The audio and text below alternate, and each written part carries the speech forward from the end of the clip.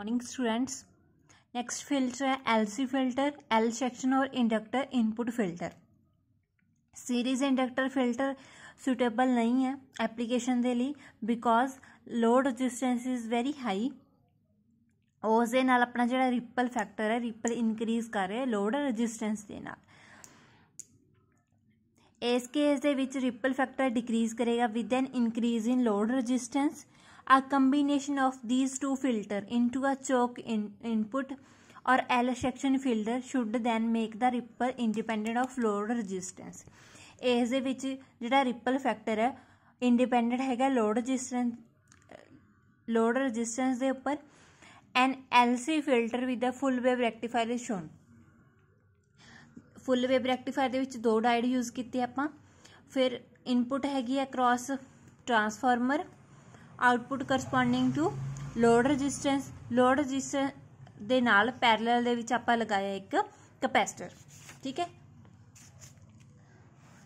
Inductor ने की करना है डीसी नू पास करेगा इंडक्टर। ठीक है, इंडक्टर डीसी नू पास करेगा and DC resistance very small. DC दे लई जिहड़ा कैपेसिटर है capacitor appear as open circuit because capacitor का कैपेसिटेंस हैगा X C is equal to 1/ओमेगा सी।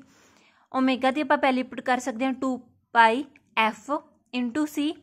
हुण तुहानूं पता है डी सी दे लई अपने कोले फ्रीकुएंसी की वैल्यू 0 है तो एक्स सी की वैल्यू की आ जाएगी इनफाइनाइट।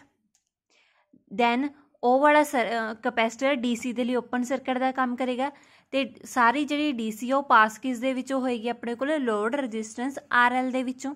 ठीक है, fundamental frequency of the AC component in the output of the rectifier is 100,000। AC component दे विच जिहड़ी फ्रीकुएंसी है रेक्टिफायर दी आउटपुट 100,000 आ रही है। AC रेक्टेंस XL नूं आपां की लिख सकते हैं XL is equal to 2πN into L is high. ये की वैल्यू हाई रहेगी अपने कोले ते XC हैगी जिहड़ी कैपेसिटिव रेक्टेंस 1/2πN इंटू सी हो जाएगी वो वेरी स्मॉल होएगी as compared to load resistance. So ripple factor है जिहड़ा की हो जाएगा रिड्यूस हो जाएगा। कैपेसिटर इनपुट फिल्टर दे विच करंट है जिहड़ा फ्लो कर रहा है through the transformer in a series of pulses दे विच। But in choke input filter current उस दे विच फ्लो कर रहे हैं continuously. This means transformer utilise कर रहे हैं मोर एफिशिएंटली। इस एक फर्दर एडवांटेज हैगी है choke input filter is that ripple content at the output is not only low but is also independent of the load resistance. इस दे विच रिपल फैक्टर रिड्यूस ही नहीं हो रहा वो इंडिपेंडेंट हैगा लोड रजिस्टेंस के उपर। रिपल फैक्टर नैक्सट है हुण फोरियर सीरीज के अकॉर्डिंग ए नूं आपां की लिख सकते हैं E is equal to 2em/π minus 4em/3π cos 2ω to up to so on. EM peak input voltage है across each diode.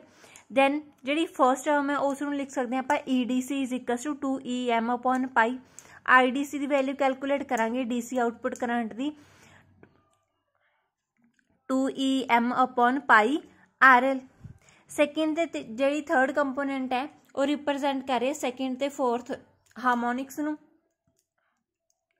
Second harmonic के लिए इंपीडेंस की वैल्यू क्या आएगी i/2ωL plus RL/i/2ωC upon RL plus 1/i/2ωC। इस दे विच RL है जिहड़ा ग्रेटर दैन होएगा 1/2ωC तो। दैन Z2 नूं की लिख सकते हैं i/2L प्लस 1/i/2ωC। इस दी सॉल्व होके की रह जाएगा -4ω² LC प्लस 1/i/2ωC। तो Z2 की वैल्यू की आ जाएगी 1 माइनस या इसका मैग्नीट्यूड ले लो 4ω² LC माइनस 1/2ωC इत्थे रह जाएगा। नैक्सट है peak value of second harmonic motion. इस दे लिए आप पीक वैल्यू फाइंड आउट करांगे I0 4em/3π। सैकेंड टर्म हैगी जी उसनूं Z2 दे नाल डिवाइड करांगे दैन I0 की वैल्यू आ जाएगी। दैन I2 की वैल्यू आप कैलकुलेट करांगे RMS value of second harmonic I2 ਨੂੰ ਕੀ ਲਿਖ ਸਕਦੇ ਹਾਂ I0 upon √2, ਇਸ ਨੂੰ √2 ਨਾਲ ਡਿਵਾਈਡ ਕਰ ਦਾਂਗੇ। L ਸੈਕਸ਼ਨ ਫਿਲਟਰ ਦੇ ਵਿੱਚ 2 ਓਮੇਗਾ L ਗ੍ਰੇਟਰ ਦੈਨ ਹੈਗਾ 1/2 ਓਮੇਗਾ C ਦੇ ਨਾਲੋਂ।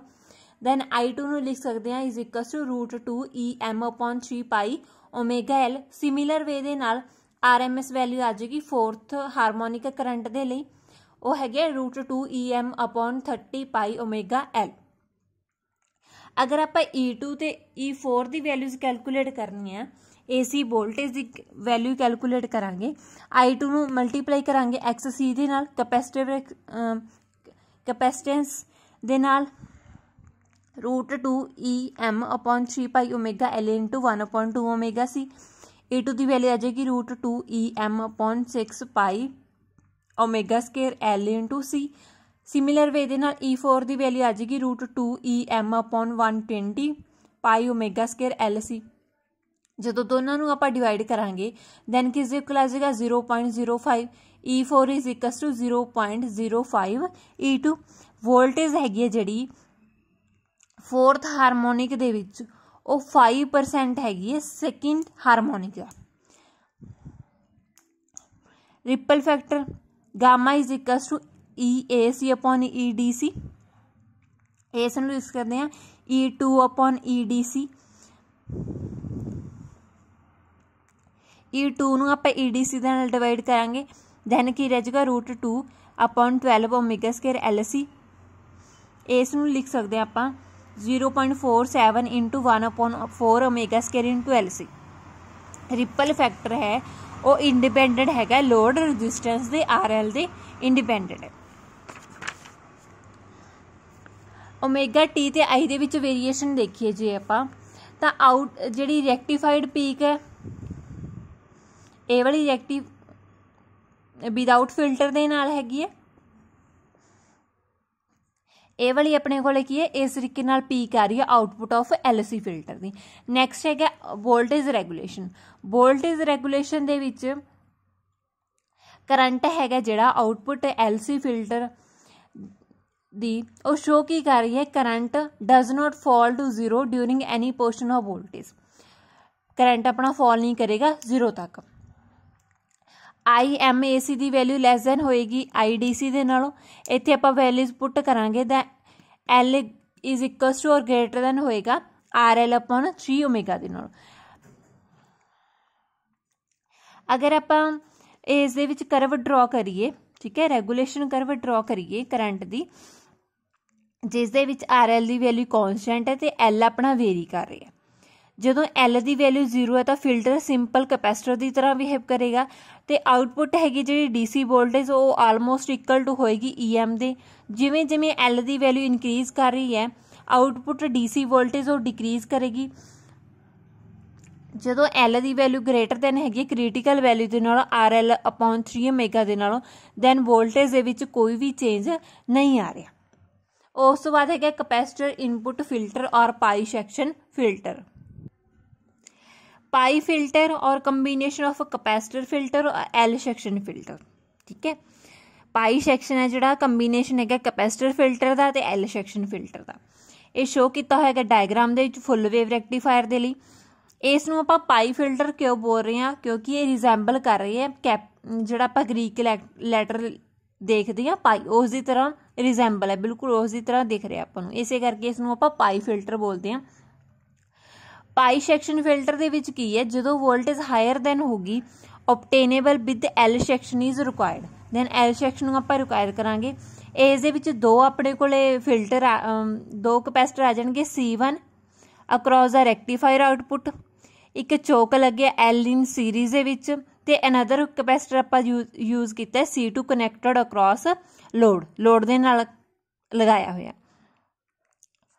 Only one filter section is shown, but several identical sections are often used to improve the ਇਹ ਤਾਂ ਆਪਾਂ ਇੱਕ ਸੈਕਸ਼ਨ ਇੱਥੇ ਯੂਜ਼ ਕੀਤਾ ਪਾਈ ਸੈਕਸ਼ਨ ਦਾ, ਐਵੇਂ ਦੇ ਹੋਰ ਜਿਹੜੇ ਸੈਕਸ਼ਨ ਨੇ ਆਪਾਂ ਇਸ ਫਿਲਟਰ ਦੇ ਵਿੱਚ ਲਗਾ ਸਕਦੇ ਹਾਂ ਸਮੂਥਿੰਗ ਐਕਸ਼ਨ ਦੇ ਲਈ। ਹੁਣ ਇਸ ਕੇਸ ਦੇ ਵਿੱਚ ਫੁੱਲ ਵੇਵ ਰੈਕਟੀਫਾਇਰ ਦੇ ਵਿੱਚ ਜਿਹੜਾ ਹਰ ਇੱਕ ਡਾਇਡ ਆ ਉਹ ਕੰਡਕਟ ਕਰੇਗਾ only for fraction of half cycle ਦੇ ਲਈ ਕੰਡਕਟ ਕਰੇਗਾ। ਈਚ ਕੰਡਕਟਿੰਗ ਇੰਟਰਵਲ ਦੇ ਲਈ ਜਿਹੜਾ ਕੈਪੈਸਿਟਰ ਹੈਗਾ C1 ਉਹ ਚਾਰਜ ਹੋਏਗਾ ਪੀਕ ਵੈਲਿਊ ਆਫ ਪਲਸੇਸ਼ਨ ਦੇ ਵਿੱਚ ਇਹ ਜਿਹੜਾ ਕੈਪੈਸਿਟਰ ਹੈ ਉਹ ਲੋ ਰੈਕਟੈਂਸ ਪ੍ਰੋਵਾਈਡ ਕਰੇਗਾ ਏਸੀ ਕੰਪੋਨੈਂਟ ਨੂੰ। ਠੀਕ ਹੈ, ਏਸੀ ਕੰਪੋਨੈਂਟ ਜਿਹੜਾ ਰੈਕਟੀਫਾਇਰ ਦੀ ਏਸੀ ਕੰਪੋਨੈਂਟ ਹੈ ਉਸਨੂੰ ਲੋ ਰੈਕਟੈਂਸ ਆਫਰ ਕਰ ਰਿਹਾ ਹੈ। ਇਨਫਾਈਨਾਈਟ ਰਿਐਕਟੈਂਸ ਆਫਰ ਕਰੇਗਾ ਡੀਸੀ ਕੰਪੋਨੈਂਟ ਦੇ ਲਈ। ਤਾਂ ਕੈਪੈਸਿਟਰ C1 ਦੇ ਵਿੱਚੋਂ ਅਮਾਊਂਟ ਆਫ ਜਿਹੜੀ ਏਸੀ ਕੰਪੋਨੈਂਟ ਉਹ ਤਾਂ ਪਾਸ ਕਰੇਗੀ, ਬਟ ਡੀਸੀ ਜਿਹੜਾ ਕੰਪੋਨੈਂਟ ਉਹ ਐਲ ਦੇ ਵਿੱਚੋਂ ਪਾਸ ਕਰੇਗਾ ਇੰਡਕਟਰ ਦੇ ਵਿੱਚੋਂ। ਰਿਮੇਨਿੰਗ ਜਿਹੜੀਆਂ ਫਲਕਚੁਏਸ਼ਨ ਰਹਿ ਗਈਆਂ ਰੈਕਟੀਫਾਇਰ ਕਰੰਟ ਦੇ ਵਿੱਚ ਅਪੋਜ਼ ਹੋਣਗੀਆਂ by series inductor and other capacitor C2 capacitor ਤੇ ਜਿਹੜਾ ਐਲ ਲੱਗਿਆ ਸੀਰੀਜ਼ ਵਿੱਚ ਉਹ ਕੀ ਕਰੇਗਾ, ਜਿਹੜੀਆਂ ਆਪਣੇ ਕੋਲੇ ਫਲਕਚੁਏਸ਼ਨ ਰਹਿ ਗਈਆਂ ਰੈਕਟੀਫਾਇਰ ਕਰੰਟ ਦੀਆਂ ਉਸ ਨੂੰ ਅਪੋਜ਼ ਕਰੇਗਾ। ਤਾਂ ਆਊਟਪੁੱਟ ਹੈਗੀ ਜਿਹੜੀ ਪਾਈ ਸੈਕਸ਼ਨ ਫਿਲਟਰ ਦੀ ਆਪਾਂ ਇਸ ਤਰੀਕੇ ਨਾਲ ਸ਼ੋ ਕਰ ਸਕਦੇ ਹਾਂ।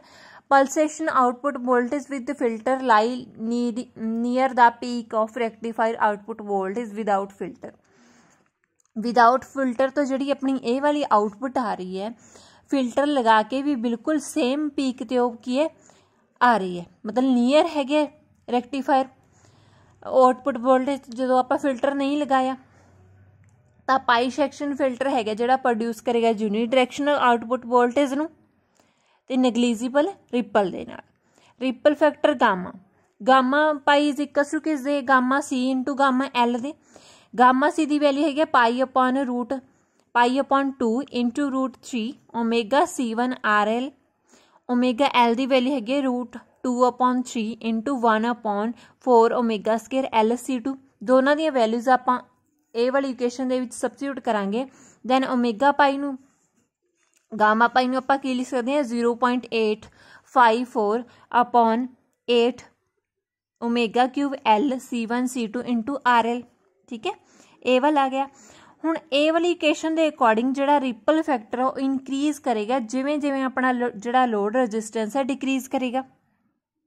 ਇਸੇ ਲਈ ਜਿਹੜੇ ਆਪਾਂ ਪਾਈ ਫਿਲਟਰ ਹੈ ਉਹਨਾਂ ਨੂੰ ਯੂਜ਼ ਕਰਾਂਗੇ ਇਨ ਸਮਾਲ ਪਾਵਰ ਯੂਨਿਟ ਦੇ ਵਿੱਚ।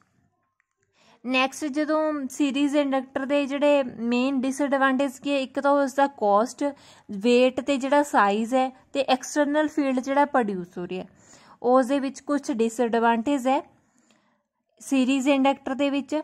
ਤਾਂ LC ਫਿਲਟਰ ਦੇ ਆਪਣੇ ਕੋਲ ਕੀ ਹੈ ਡਿਸਐਡਵਾਂਟੇਜ ਹੈ।